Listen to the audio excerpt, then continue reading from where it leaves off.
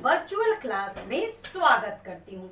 बच्चों, आप जैसा कि जान रहे हो कि हम जो चैप्टर इस समय पढ़ रहे हैं वो है अशुद्ध जल से फैलने वाले रोग। इस क्रम में हमने हैजा पढ़ा और टाइफाइड पढ़ा। बच्चों, अब ये जो अगला है वो है पेचिस। बच्चों, पेचिस के बारे में आप लोगों ने बहुत सुना होगा। इसको गाँव में आंव के नाम से भी जाना जाता है। पेचिस भी क्या है? एक संक्रामक रोग है, अर्थात संक्रमण के द्वारा फैलता है। पेचिस भी अशुद्ध जल के प्रयोग से अथवा मक्खियों के इधर उधर बैठकर भोजन पर बैठने के कारण होता है। बच्चों, पेचिस दो प्रकार की होती है। पहली बैसिलरी पेचिस और दूसरी एमेबिक पेचिस। समझ रहे ना बच्चों? यानी जो पेचिस होती है वो दो प्रकार की होती है, बैसिलरी पेचिस और एमेबिक पेचिस।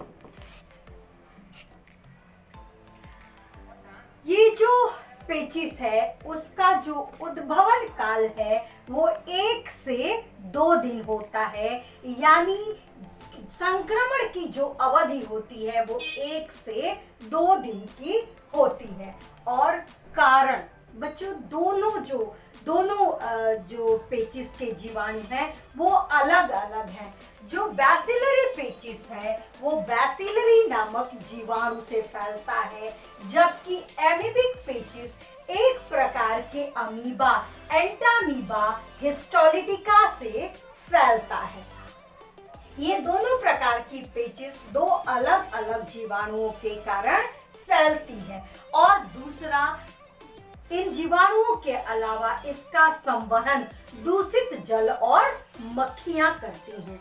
दूषित जल यानी जो तालाब वगैरह में जो अमीबा होते हैं वो उसका पानी सेवन करने से हम पेचिस से ग्रसित हो जाते हैं। और इसके अलावा मक्खियां, किसी व्यक्ति के मल पर बैठी हुई मक्खी पुनः आके हमारे भोज्य पदार्थ पे बैठ जाए और वो भोज्य पदार्थ जो व्यक्ति सेवन करेगा उसको पेचिस हो जाएगा। अब बच्चों, ये जाने कि पेचिस के लक्षण क्या हैं। तो जानिए, इस रोग को उत्पन्न करने वाले अमीबा आंतों की झिल्ली में अपना स्थान बना लेते हैं तथा विशेष प्रकार का घाव बना देते हैं। जो ये अमीबा है वो हमारी आंतों की झिल्लियों में जाकर एक प्रकार से घाव बना देता है। दूसरा लक्षण क्या है? इस रोग के रोगी को दिन में कई पतले दस्त होते हैं और दस्त के पूर्व पेट में ऐंठन होती है।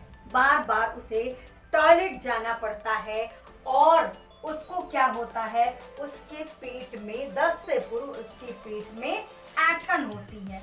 मल के साथ आंव आता है। कभी कभी बच्चों जो ये मल निकलता है उसके साथ आंव गिरता है और उस आंव में कभी कभी खून भी आता है। बुखार भी हो जाता है और ये बुखार 133 डिग्री फ़ारेनहाइट से लेके 104 डिग्री फ़ारेनहाइट तक हो जाता है। कभी कभी आंव वर्षों तक बनी रहती है। बच्चों, वो जल्दी ठीक नहीं होती। वो पता चलता है कि सालों पेट से आंव दस्त के साथ गिरती रहती है और उसकी वजह से जो अंदर के अंग हैं जैसे जिगर और तिल्ली बढ़ जाती है। अगला है बच्चों उपचार।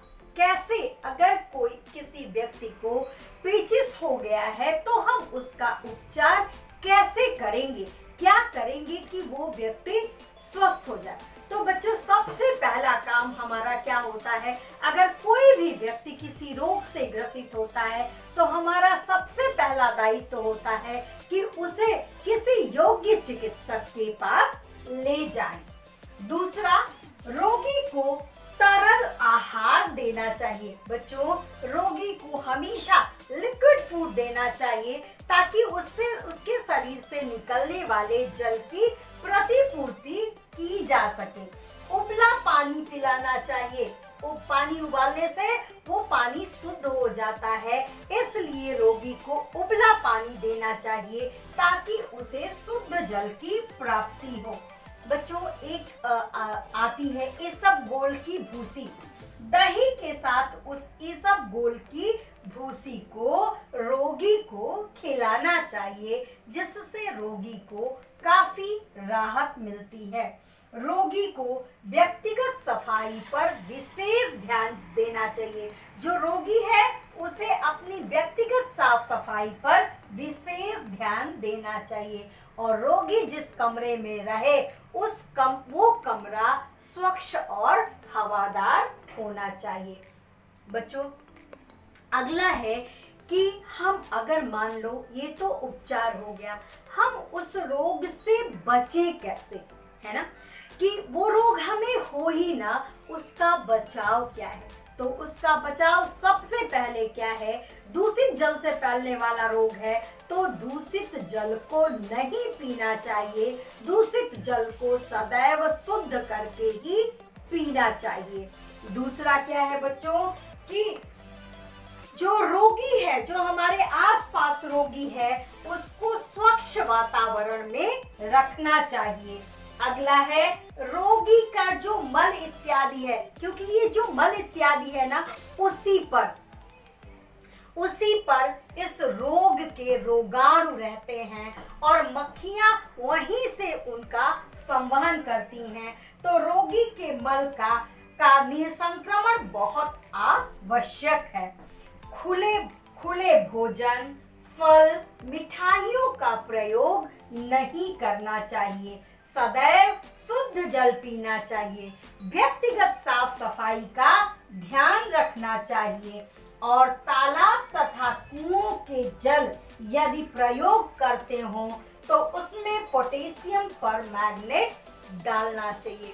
बच्चों, ये पूरा, क्योंकि देखो क्यों जरूरी है कि हम व्यक्तिगत स्वास्थ्य पे ध्यान दें, क्योंकि अगर हम व्यक्तिगत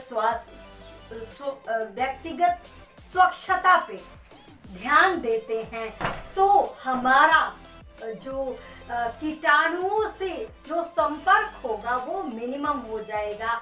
स्वच्छ जल पीना, ये सभी क्या है, इस रोग के रोगाणु से बचाता है। बच्चों, ये पूरा हुआ पेचिस के बारे में। मुझे उम्मीद है कि आपको ये वीडियो समझ में आया होगा, आपको पूरा ऑल अबाउट पेचिस के बारे में क्लियर हो गया होगा। अगर आपको ये वीडियो पसंद आया हो तो मुझे कमेंट बॉक्स में बताएं बच्चों। Thank you.